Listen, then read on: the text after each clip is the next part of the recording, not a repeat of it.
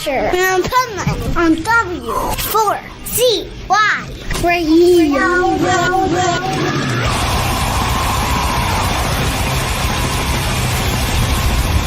This is Pipeman here on the Adventures Pipeman W4CY Radio, and I'm very excited about our next guest because, Jesus, in a bunch of interviews, I've been talking about her, and we didn't get to talk to her directly, so now we do. So welcome to the show, Lyric Noel. How are you?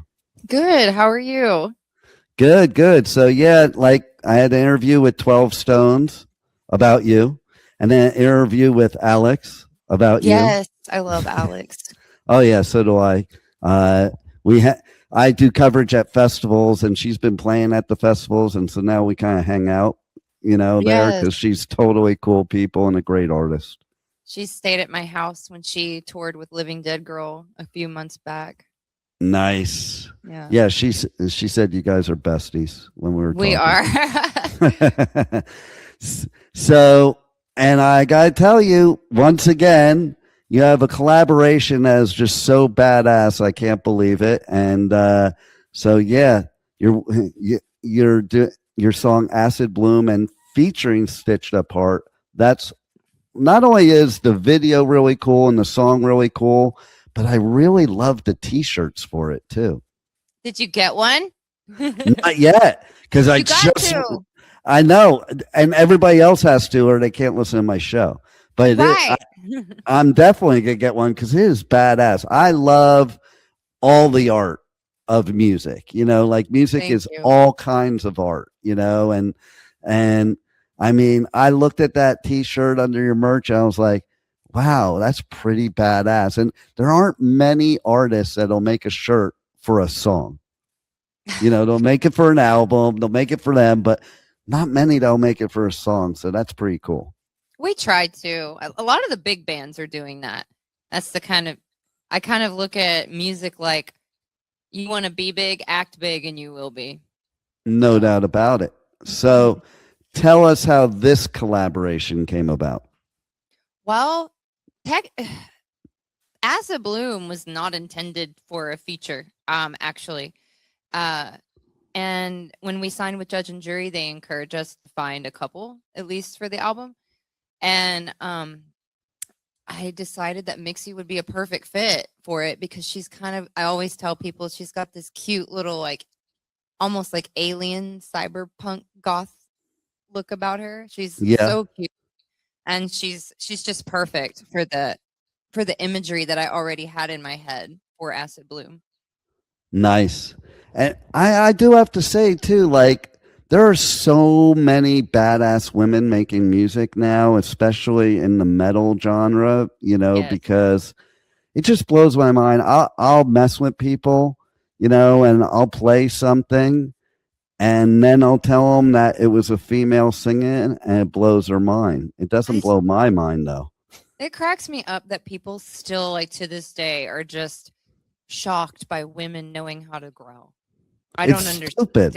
Like, I think we can probably growl better than men because we have to give birth. Right. You know what I'm saying?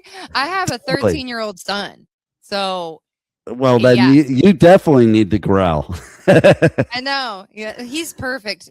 He's almost as tall as me. So that's weird.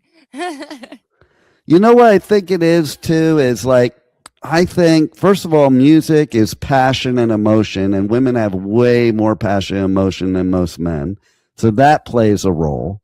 I would say so. But I do have to say, my husband, if it wasn't for him, this band would not exist. Honestly, like he writes, composes, he mixes, masters, produces, all of it. All of it. I write the lyrics and come up with the melodies, and he'll help me come up with melodies every once in a while, but you have to be an emotional person to be able to do what he does. So there are exceptions, like you were saying, but yeah. Exactly. Most men don't have that, and my husband does. Well, see, there you go. And that makes sense, because it is funny, too, because men aren't supposed to, like, I used to have that in my marriage where she was like, you're such a girl. And I'm like, that's the stupidest shit I ever heard to say it that way. You know what I mean? And then, like, Because I think nowadays too, way more men are showing their emotions. It was so funny.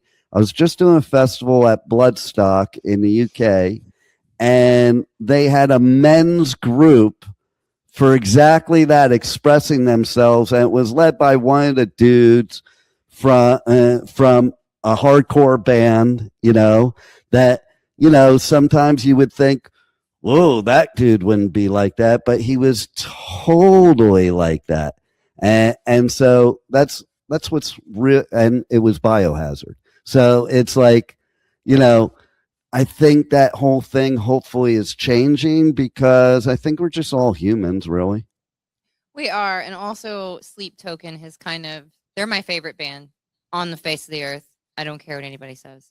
But I feel like Vessel has really kind of shown that, hey, it's okay to be sensitive, guys. Yeah, that's true. And and then I'd look at females like you when you're singing, especially the growls, that the technique that you use just blows my mind. I look at that. I look at the technique, like even like you take Courtney LaPlante, I love her. She's my favorite female metal singer. I watch her mouth on stage, and it like opens up like a snake would open their mouth, and it's just like unbelievable technique. And as somebody that when I was a teenager, I would sing thrash metal, but I didn't know what I was doing, that I blew out, you blow out your voice. Like, I think people don't realize how hard it is to really do that properly. It's not easy. It's a learned skill is what it is. Exactly. No one's born knowing how to scream. Actually, it actually takes more natural talent to sing. I believe that 1,000,000%, because I know firsthand that, like, if you do it wrong, most people then they're trying to do it, they're doing it through their throat and the wrong way, and then it doesn't last long. So I'm even more impressed when somebody can sing like that and have the longevity to still sing like that years later. Yeah, it's a challenge, because when I first started doing it again, because I took a break from music for a while, and when I first started doing it again, I was not doing it correctly, and it hurt. So yeah, I started, like, I always try to warm up before we practice or before I get on the mic. Sometimes I don't warm up, but warming up and learning how to do your techniques properly is really what's going to set you apart from the people that blow their voices out in 5 years. So totally. I was just seeing like Heidi from the Butcher Babies on one of her posts, and I'm friends with her, and she was like talking about she's first learning how to tunnel scream now. I'm like, oh yeah, I didn't even know that was a technique. Yeah, I don't do those. I think they sound cool. I just don't do those. So what is it that started this whole journey in music for you? Like from day one, or just like... Yeah, day one. Let's go back to day one. Oh my God. When I was little, I really loved The Lion King and Pocahontas, and I used to sing all the songs from those movies, and I sang in talent shows, and my parents like business picnics or whatever, and I would wear the little Pocahontas dress, and that's kind of how I discovered that I could sing. And then it turned into NSYNC and Britney Spears. And then I discovered Nirvana, and then the gates started opening to other genres besides hip hop and pop music, and Disney songs. But then I discovered Kitty. That was my first realization. Like, I want to be a metal singer. And nice. Yeah. So. Yeah, they just played recently at that festival I was just at too, and they are awesome. I know. We went and saw them play in 2024, I think, and I got to meet all of them except for the singer, so that was cool. But I feel like I'll meet her eventually. I'm sure you will. I have to tell her, like, dude, you inspired me, because she. If it wasn't for me discovering Kitty, I don't know if I would be having this conversation with you here today. Yeah, right. And so, what is it that you love now about singing the way you sing now? And what do your parents think about your growling? I don't really have a relationship with my parents. I know that feeling. Yeah, I don't really. I don't know what they think, but I don't care. Nice. But, like, I've improved, I guess. Like, I mean, I didn't think when I was 5 that I was going to be doing a metal band. I just wanted to sing, but I guess growing up like awkward and the goth kid and stuff, it just kind of made sense and it felt right, you know? Exactly. I never really felt like I fit in as a kid, you know? And then when I discovered metal music and rock music, I kind of felt like I found my niche. And that's where all the outsiders can be insiders. Like, you know, I think people don't realize that. You go to like even a metal festival and I always like to say there's no assholes at a real metal festival, and everybody's on the inside and we're one big family. Everybody's so nice at metal shows. Oh, I'll tell you a funny story about that. So one weekend years ago, I had to cover 2 different festivals at the same time, and there was no way I was going to do that. So I had this girl that worked for me at the radio station, and I said, okay, you're going to cover this festival for me. And she had never been to a rock show ever. She was a country girl, and she was really scared because of the scary metalheads and the scary mosh pits. I'm like, let me just tell you something. First of all, we're one big family. You'll meet the nicest people you ever met. People fall down in the pit. They get picked up. Nobody's out there to hurt people. It's not like your country shows that you're going to where a bunch of rednecks are getting drunk on Jack Daniels and kicking the crap out of each other. I'm more scared of country shows than I exactly. am metal shows. Exactly. That's what I was saying, you know?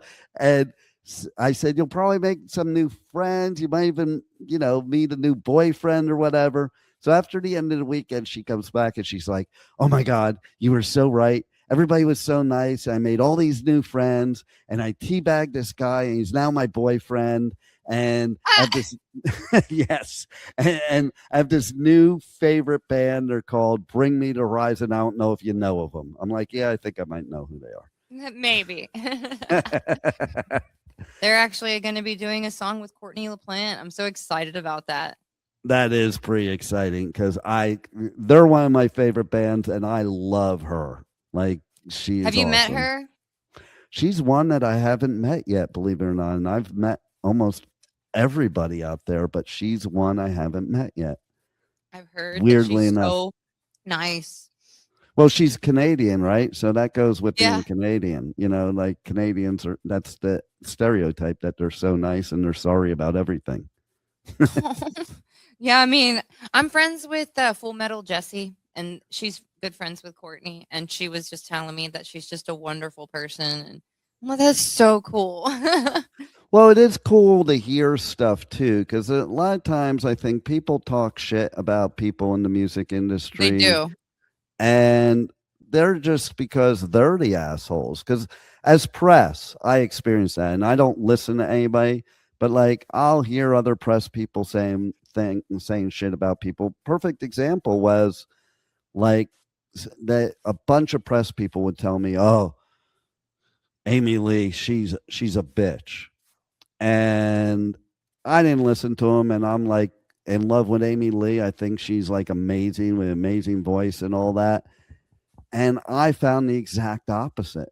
I found her to be the coolest, nicest person ever. Like, you know, so I don't listen to people. I don't think anybody else would. I feel like 9 times out of 10, it's like how these artists are approached by people too. Totally. Because sometimes I can be bitchy. If you come at me sideways, I'm going to come at you head first. So I'm kind of, but I'm also really nice. Or what if you have a bad day? Or what if it's like you're stressed out before your gig or you're tired after your gig? Like you got to take certain things into account. But most of the time, and I'll say it as far as press people, it's because of the press people. Because yeah, probably. They do stupid shit sometimes.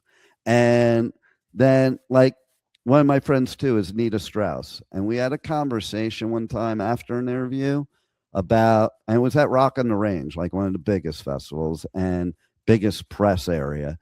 And we were talking about women in metal, and she's like, yeah, there's about 7 press people in here I'll never do an interview with ever again. And it Really? was, yeah, because some of these assholes, I'll say it right out, they try to get clicks by shock jockeying the artists, and then when it comes with the women, they're still doing the gatekeeping. And like, dude, it ain't the 80s anymore. It's 2026. Stop with the gatekeeping.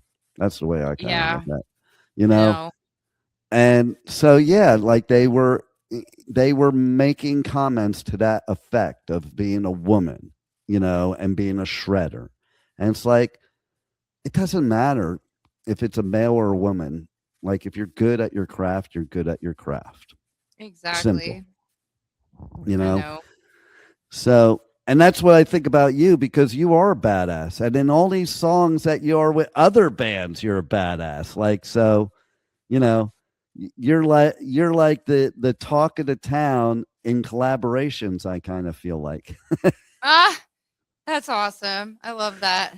Right. And here, no different. Like, I was watching the video for Acid Bloom, and man, that was such a killer video. It's a killer song, and the video's super killer too.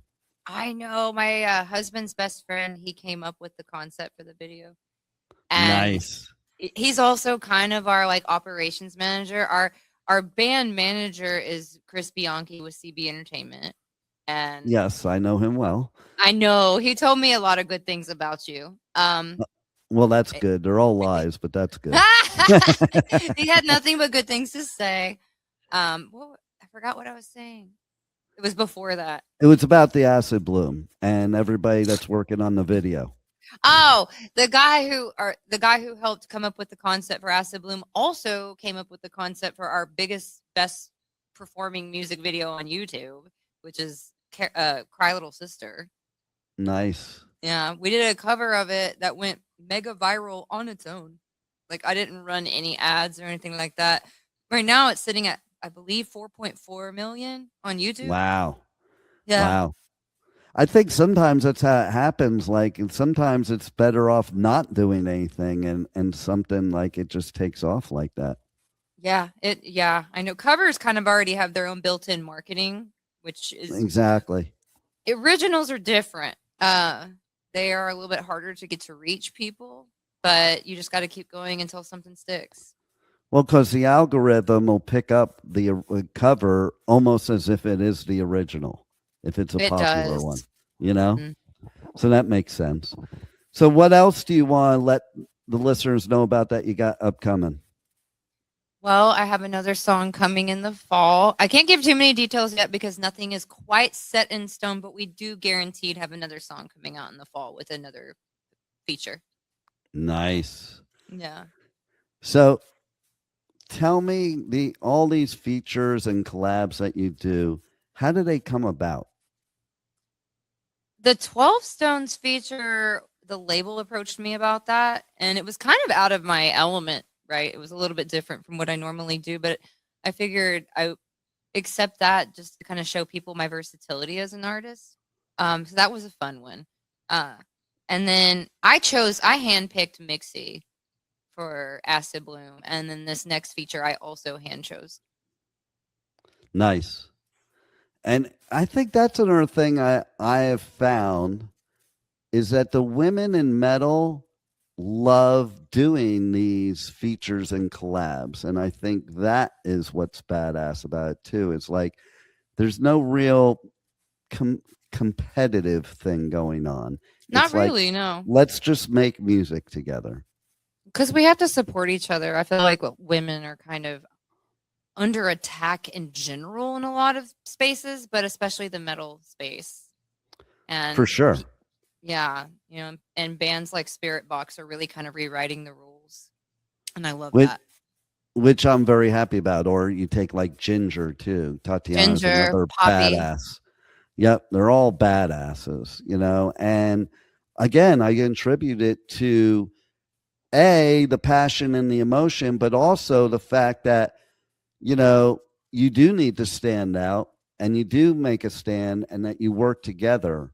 And I think that helps when you're supportive of each other, because it's not true in every industry, unfortunately. And I think if women did set aside certain things and work together in every industry, that every industry would be dominated by females.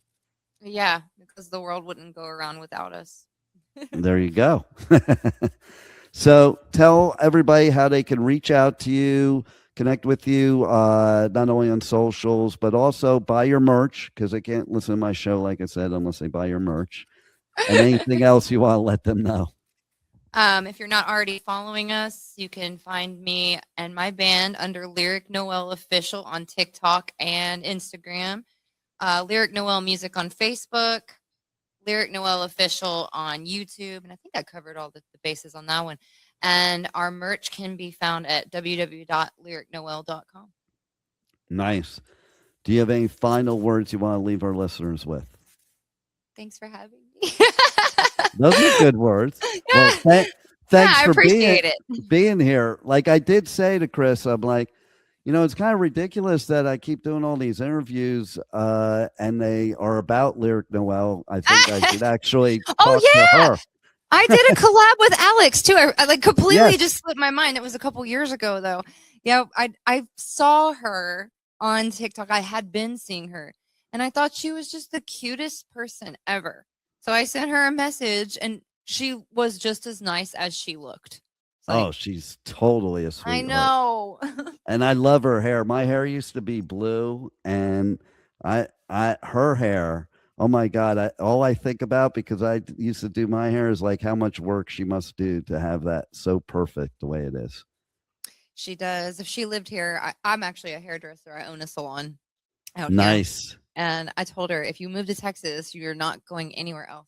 So yeah, the type of stuff that Alex does to her hair is the stuff that I specialize in. Very cool. Yeah. It's funny too. Like at Bloodsuck, I was just at, they had dude there. Apparently, he's pretty famous over there, called the heavy metal hairdresser. I know him. He follows us. See, that's pretty cool.